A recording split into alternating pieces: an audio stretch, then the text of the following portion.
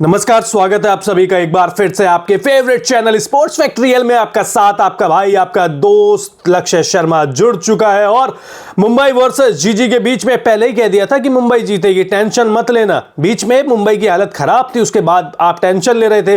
मैं बार बार मैसेज कर रहा था कि भैया मत लो टेंशन, आखिर में जीतेगी तो एमआई ही, क्योंकि एमआई जीतेगी तो हम जीतेंगे, हम जीतेंगे तो आप जीतेंगे, आप जीतेंगे तो हम अपना जो सारे सपने हैं वो सब कुछ पूरे करेंगे। लेकिन अगर आपने अभी तक हमारे टेलीग्राम चैनल को और व्हाट्सएप ग्रुप को ज्वाइन नहीं किया है तो फटाफट से कर लीजिए। क्यों कर लीजिए?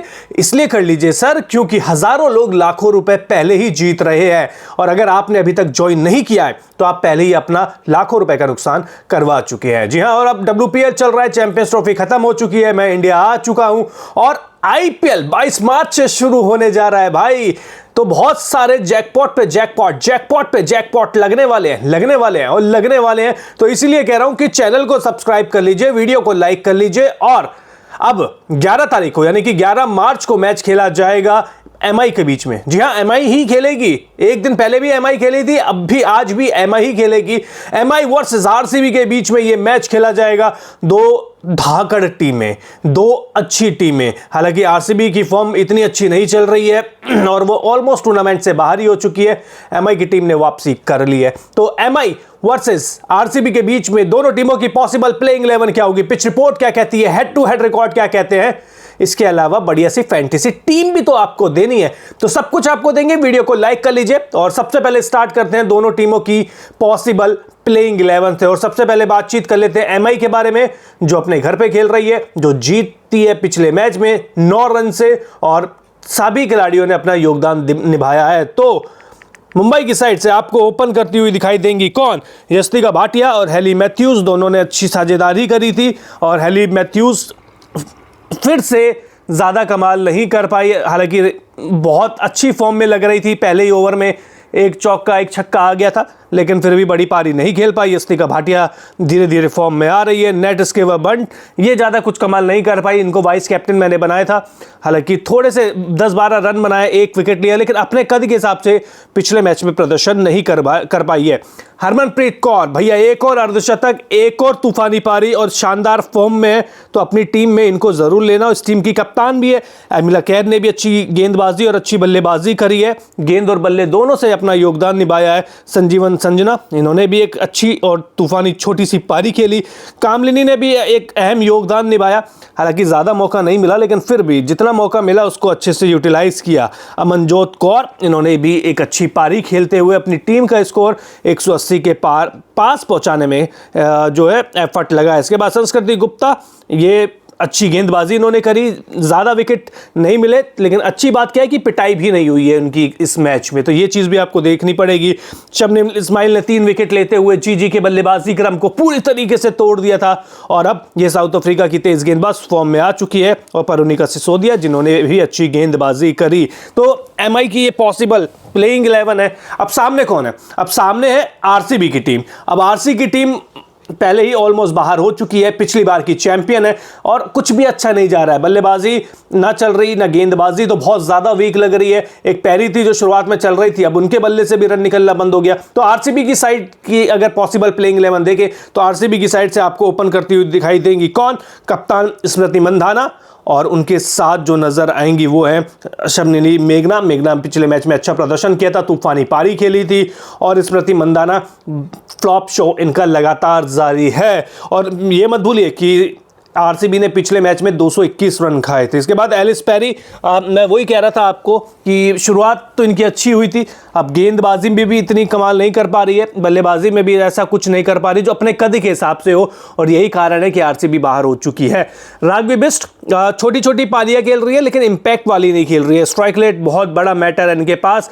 ऋचा घोष, पिछले मैच में इन्होंने 200 की स्ट्राइक रेट से अर्धशतक लगाया, लेकिन वो अर्धशतक टीम को जिताने वाला नहीं था और वो पारी भी बहुत दिनों बाद आई थी। तो उम्मीद करेंगे कि ऋचा घोष की जो ये फॉर्म है ऐसे ही चलती रही, भले ही प्लेऑफ में ना पहुंचे लेकिन आगे के लिए तो रास्ते खुलते जाएंगे ना भाई। कनिका आहूजा भी अच्छी गेंदबाजी और अच्छी बल्लेबाजी कर रही हैं, यंग खिलाड़ी है और अपना योगदान अच्छे तरीके से निभा रही है। जॉर्जिया वरम बहुत अच्छी ऑलराउंडर है, गेंद और बल्ले दोनों से अच्छा प्रदर्शन करती है। हालांकि ये सीजन अगर कहें तो उतना अच्छा रहा नहीं है। इसके बाद चार्लोट डीन, इन्होंने भी अच्छी गेंदबाजी करी थी, लेकिन ज़्यादा मौके इनको मिले नहीं है। ज़्यादा मौके इसलिए नहीं मिले क्योंकि शुरुआत में किसी और को मौका मिल रहा था, अब इनको मौका मिला है तो उम्मीद करेंगे अच्छा प्रदर्शन करेंगी।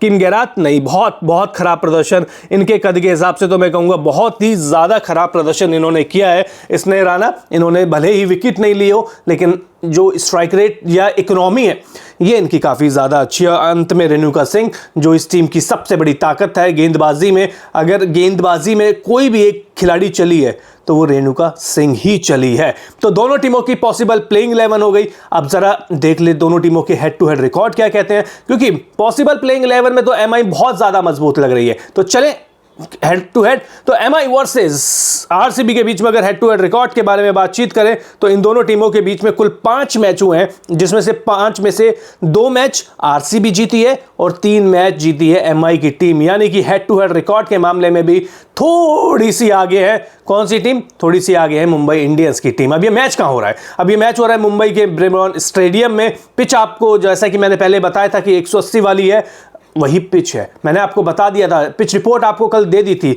और जो जैसा जैसा बताया था सेम वैसा वैसा हुआ था। मुझे लगता है मैंने स्क्रिप्ट लिखी थी और वो स्क्रिप्ट उन्होंने जाके शूट कर दी।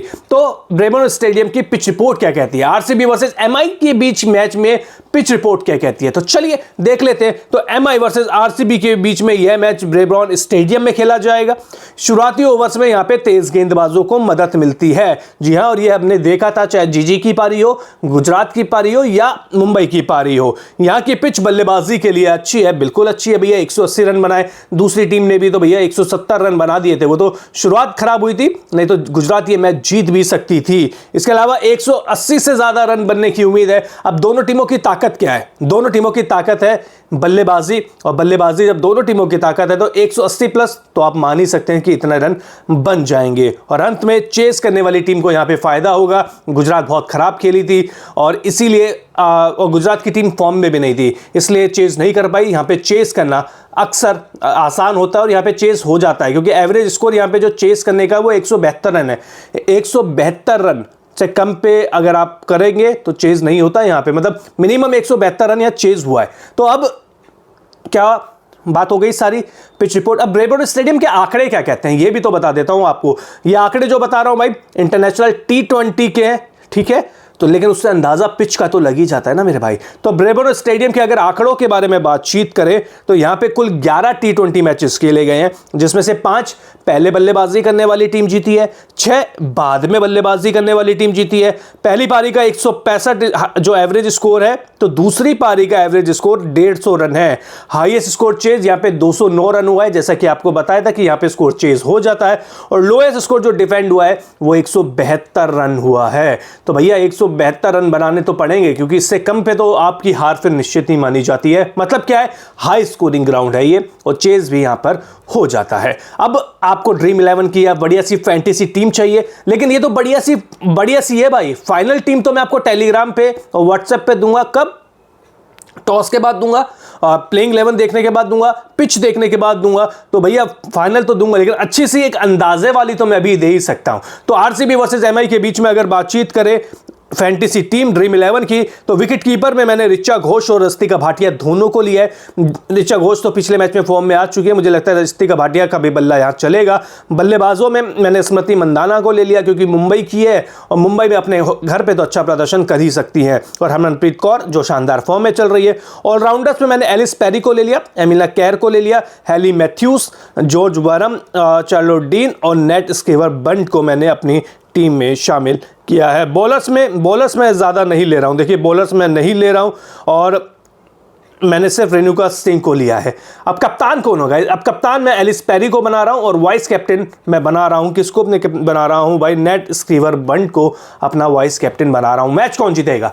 सवाल अंत में यही आएगा। सवाल तो आएगा, लेकिन पहले वीडियो को लाइक करें, चैनल को सब्सक्राइब करें, कमेंट करें कि कौन जीतेगा। पहले आप बताइए, मेरे हिसाब से जो टीम चेस करेगी वो ये मैच जीत रही है। तो वीडियो को लाइक, चैनल को सब्सक्राइब, डिस्क्रिप्शन में टेलीग्राम का लिंक है, व्हाट्सएप का लिंक है, ज्वाइन कर लीजिए। बहुत बहुत शुक्रिया।